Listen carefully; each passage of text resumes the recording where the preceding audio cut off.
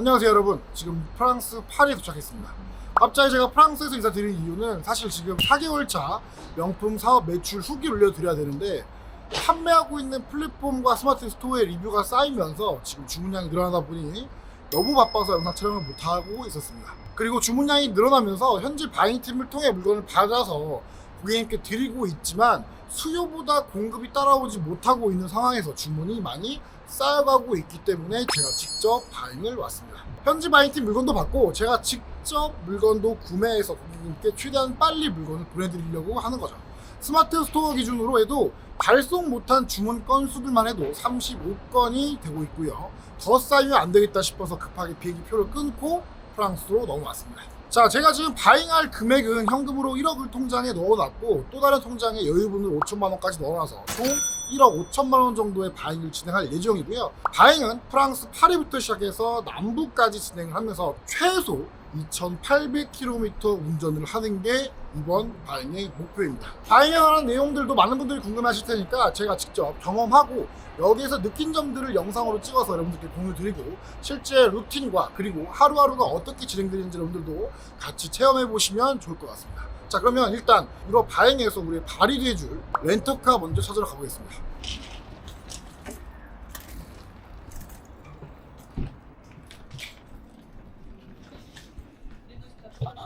저희 유럽 명품 바잉에 발휘돼줄 렌터카 받았고요. 저희는 이제 현대차를 신청했는데 현대차가 지금 없어서 다른 차로 바꿔줬습니다. 차 한번 보러 갈게요. 공항 나와가지고 이렇게 왼쪽에서 렌터카 사무실 들려서 키 받고 접수한 다음에 차량 인계 받으시면 됩니다. 저희 차는 지금 이 차 받았습니다. 외관 상태 확인하고 일단 차에 한번 탑승해 볼게요.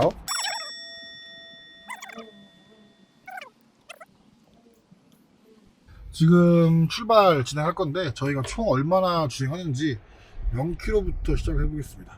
명품 바잉 코스는 총 최소 2,800km입니다. 자, 출발해 볼게요. 11시 반 도착입니다. 저희 1일차는 디종으로 가서 체크인만 하고 하루 쉴 생각입니다. 쉬는 게 아니죠. 1일차 바로 들어가서 체크인하고 밥 먹고 자면 12시 1시 될 것 같아요. 지금 파리공항에서 디종까지 가는데 335km, 3시간 16분 정도 소요되고요. 되고요. 지금까지는 제가 봤을 때 그냥 한국 같은 느낌이 들어요. 노래도 한국 노래 나오고 있고.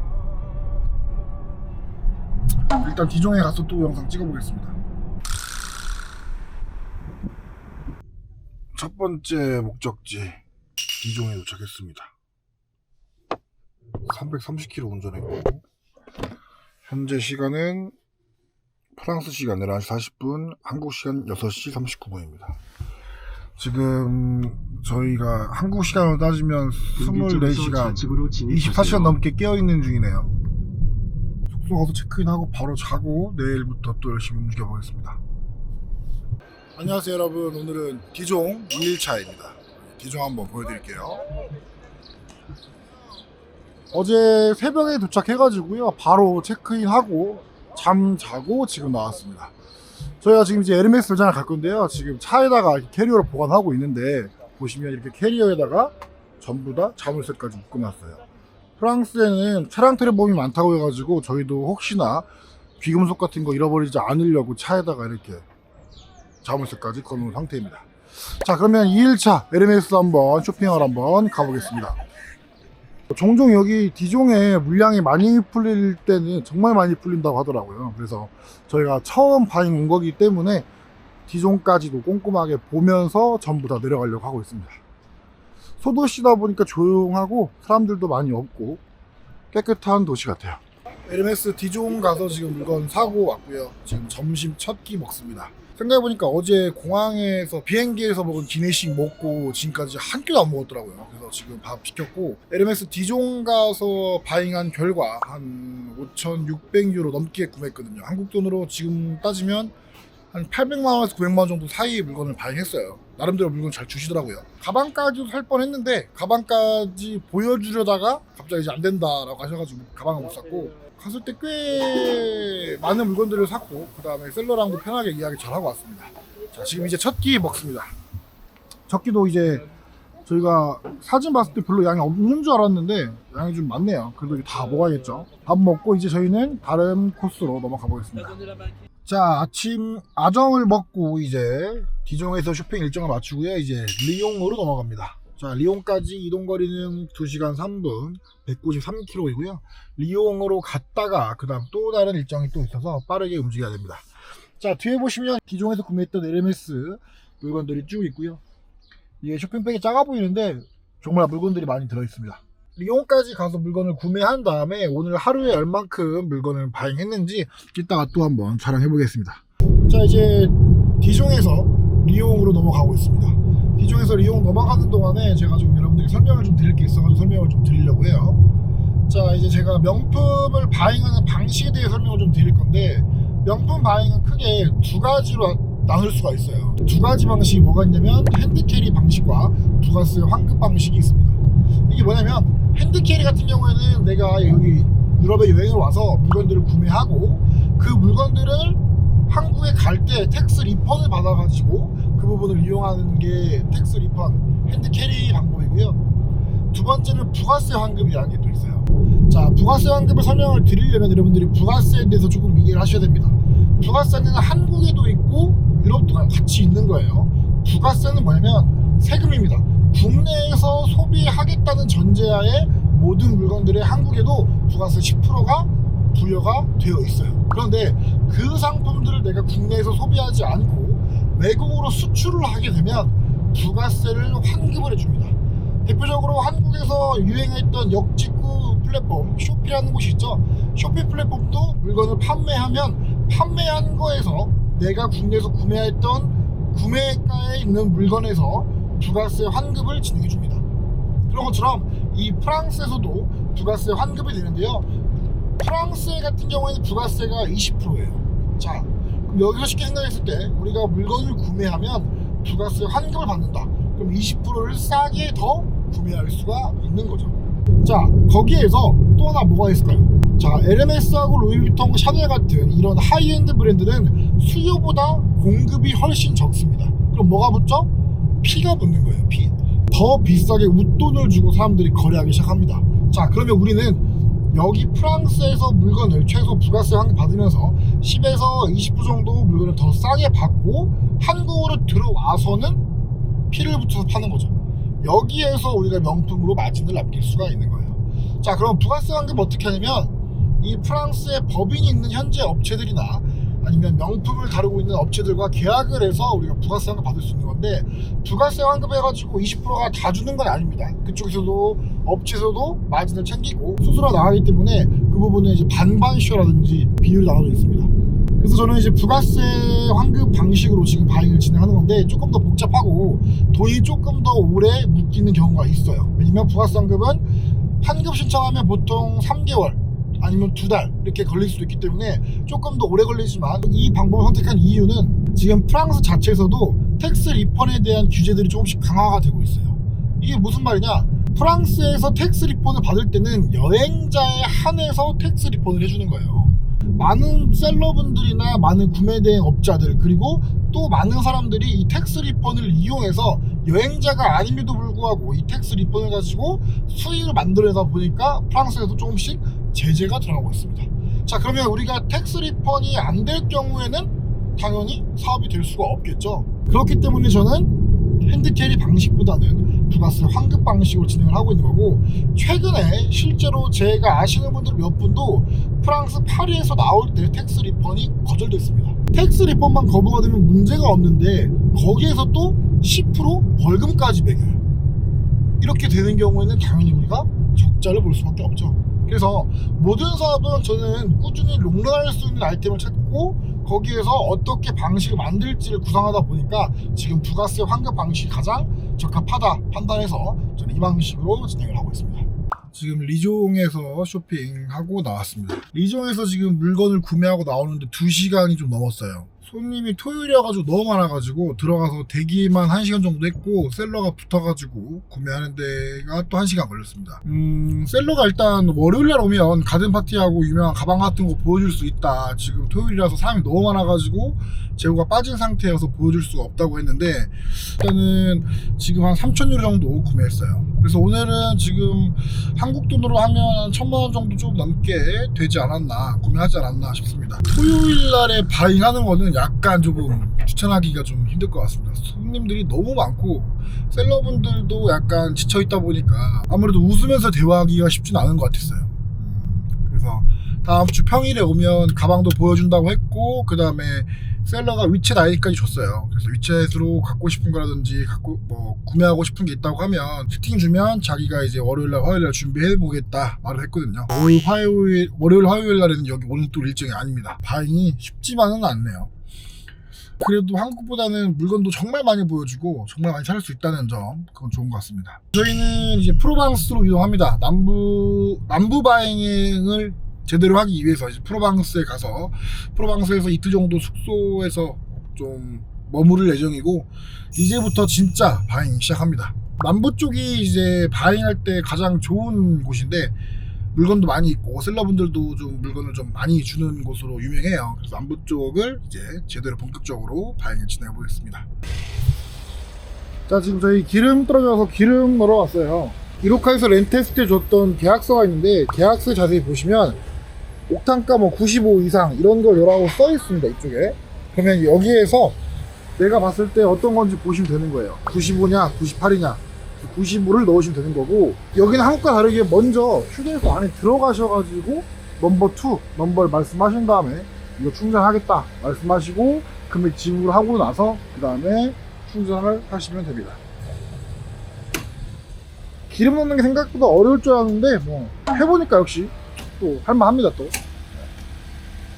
안녕하세요 여러분, 벌써 3일차네요 3일차까지 지금 중간 점검을 한번 해보면, 첫날은 프랑스 파리에서 도착을 해서 렌트카를 받고 저희가 디옹이라는 도시로 이동을 했고요. 그 다음 디옹 도시에 도착했을 때가 밤이었어요. 밤에서 바로 체크인하고 잠을 자고 일어나서 둘째 날에 디옹 에르메스 매장에서 쇼핑을 했습니다. 쇼핑을 했을 때 에르메스 매장에서 디옹에서 5,645유로를 구매했어요. 그리고 이걸 한국 돈으로 지금 계산해보면 지금 환율 기준 830만 정도 구매했고요. 그 다음 바로 리옹이라는 도시로 또 넘어왔습니다. 디종에서 리옹으로 넘어왔고 리옹에서도 쇼핑을 진행했어요. 리옹에서는 2,712유로를 구매했고 한국 돈으로 약 400만원 정도 됩니다. 그러면 총 1,200만원 정도 바잉이 된 거예요.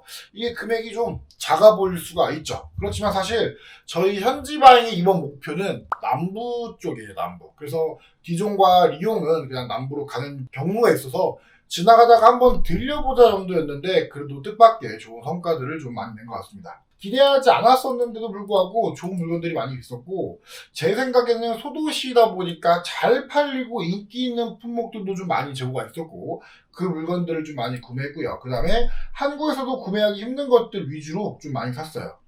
예를 들면 파바슈도 색깔별로 다 있었고요. 그 다음에 시플 샌들도 사이즈별로 다 있었고 이렇게 인기 있는 품목들을 잘 구매한 것 같습니다. 둘째 날 어제 리종에서 쇼핑을 하고 저녁에 액상 프로방스라는 도시, 지금 여기로 왔습니다. 오늘은 일요일이라서 에르메스 매장이 쉬기 때문에 오늘은 좀 편하게 업무도 좀 보고 쌓인 일 같은 거 좀 처리를 한 다음에 도시 구경도 좀 하고 맛있는 음식도 좀 먹어보면서 여유를 좀 가져볼 생각입니다.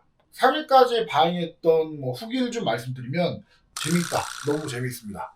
소도시에 갔을 때 에르메스 매장의 셀러분들이 친절하게 대해주는 점도 좋았고 그 다음에 재고들도 여러 개 많이 볼 수 있어서 좀 좋은 경험인 것 같아요.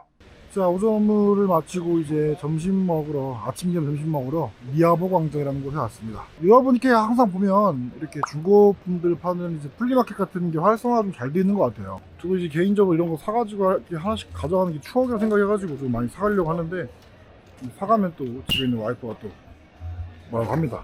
골동품 사왔다고. 맛있는 밥을 먹으러 지금 들어왔습니다.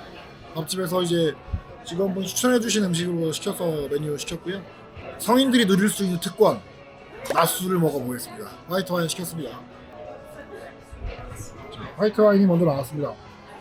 야외에서 먹으니까 또 더 좋습니다. 화이트하게 맛있어가지고 바텔로 시켰습니다. 성인이니까 맛을 먹어야죠. 성인들은. 제가 이렇게 너무 가깝게 말하면 좀 부담스러울 수도 있겠네요, 여러분들이. 여러분 나중에 명품 사업을 하시면서 바잉 꼭 한번 와보세요. 추천드립니다. 물론 지금 3일차니까 지금까지 기분 좋은 걸 수도 있는데 오기 전에는 고민이 많았어요. 생각도 많았고 계획이 너무 많다 보니까 어떻게 짤지도 몰랐고 처음 보다 보니까. 근데 뭐든지 역시 또 느끼는 게 해봐야 돼요. 하고 실행하고 와서 부딪히고 이런 것들을 좀 해보다 보면 사실 별거 아니거든요. 제가 여기 올 때 걱정한 게 뭐였냐면 처음에는 자동차 기름 넣는 거, 그 다음에 톨게이트 통과하는 거, 그 다음에 세 번째가 주차하는 거였어요. 세 개.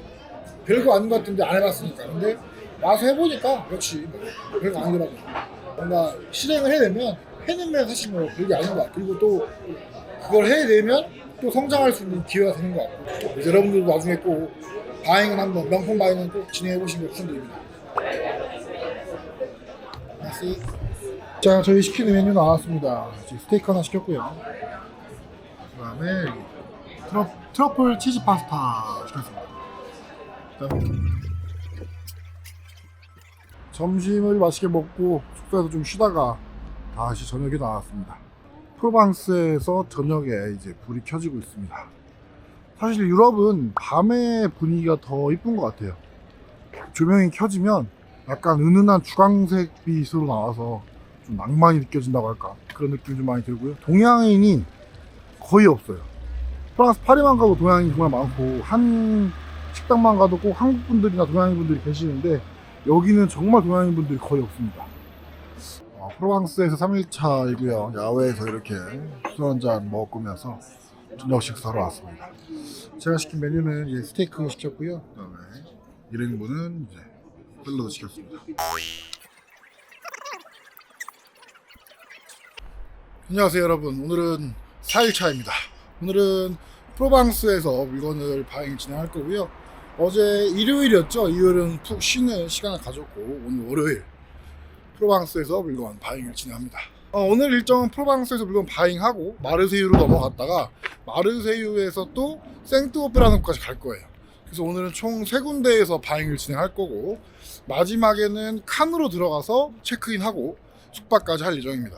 오늘은 3군데 매장을 가다 보니까 좀 바잉을 더 많이 할 수 있지 않을까 예상을 합니다. 자, 프로방스 에르메스 매장에 도착했습니다. 이렇게 모퉁이에 에르메스 매장이 있고요. 과연 저희가 여기서도 물건을 많이 득템해 올 수 있을지 들어가서 물건들을 좀 바잉해보고 나오겠습니다. 자, 지금 프로방스 에르메스에서 물건을 구매하고 나왔습니다. 구매한 금액은 7,000유로가 조금 안 되게 구매했고요. 한국 돈으로 계산하면 한 1,000만 원 정도 조금 안 되는 금액인 것 같습니다. 셀러분께서 물건을 좀 많이 주셨는데 매니저분이 이제 너무 많이 샀다고 그만 사라고 해가지고 지금 그만 사고 딱 나왔습니다. 보시면 이 안에가 많지가 않아요. 물건이 사실 쭉 가까이 좀 보시면 이 정도가 한 1,000만 원 정도밖에 안 됩니다. 네. 그래서 이렇게 쭉 이렇게 에르메스 쭉 쌓아가지고 1억 5천만 원까지 한번 채워보겠습니다.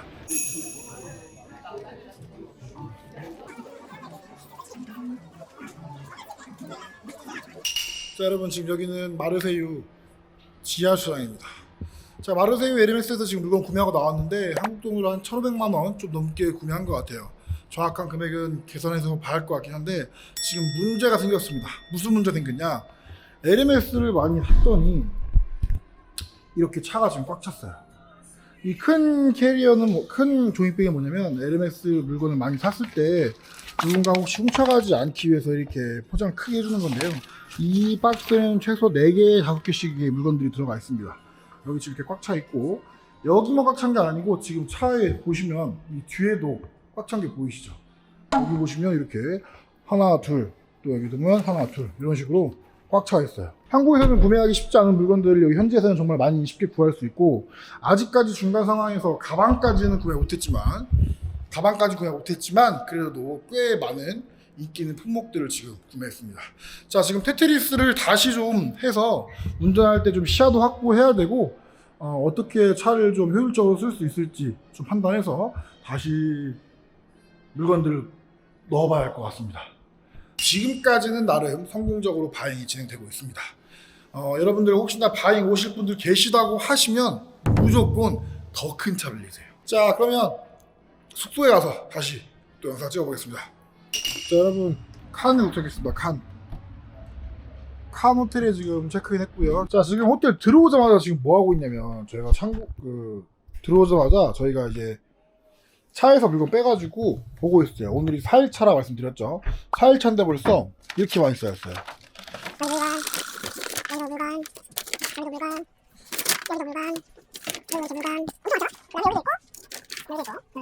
그래서 저희가 이제 호텔 방이 뭐 좁은 호텔도 아닌데 꽉 찼어요 벌써. 자, 이제 오늘 밤에는 간단하게 식사하고 와가지고 정산까지 하고 어떻게 물건을 샀는지 체크한 다음에 내일은 물건을 한국으로 보낼 겁니다. 그래서 여기에 대한 스케줄도 짜고 한번 이야기를 좀 나눠보는 시간을 좀 가져갈 것 같습니다.